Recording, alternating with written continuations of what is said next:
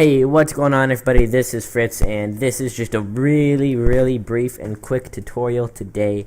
Nothing too advanced. This is just pretty much how to do some nice looking screen flashes. And so basically you can see here you got a nice flash. It's a lot better than brightness and contrast, which would be the alternative to that. So what it does is it makes the bright spots brighter, and yeah, so I'll just show you here. I'm about to keyframing it. If I go down, like that would be normal right there. But if I go up, you can see the sky kind of gets brighter and it becomes white before anything else, and it just makes for really nice flashes. And it's also good, there's some other things that rock edits often do with this effect, and it's kind of cool. So let's just jump right into it. Obviously, if you're not blind to it, I saw that effect is called exposure. I'm just going to click here and drag it on. And I'm just going to, you should know how to keyframe by now. If not, we'll go to the shot right here. You can see the bullet. We're going to keyframe the exposure amount on 0.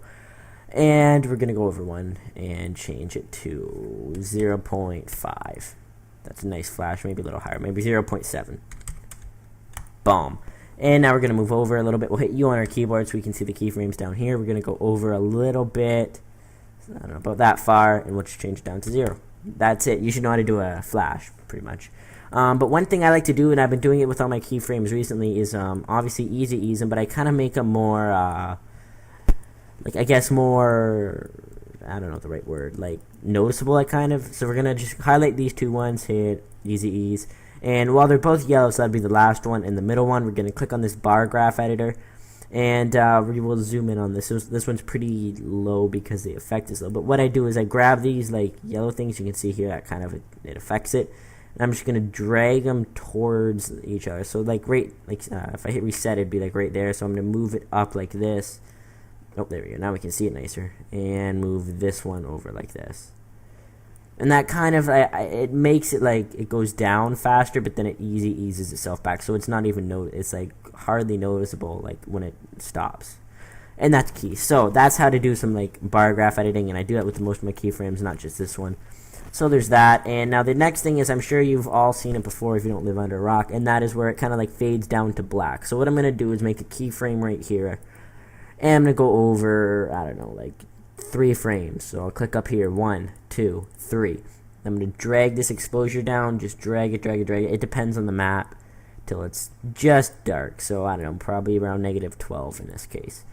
And then I'm gonna go over, I don't know, a couple seconds maybe, and I'm gonna bring it up to 0 again. So what that does is it adds a drop and then it comes back. And if you use these right in certain edits, I don't know, on a bass hit, you can it's really cool. And with exposure, instead of just brightness, the brights come up first and everything, and it's really nice. So that's it.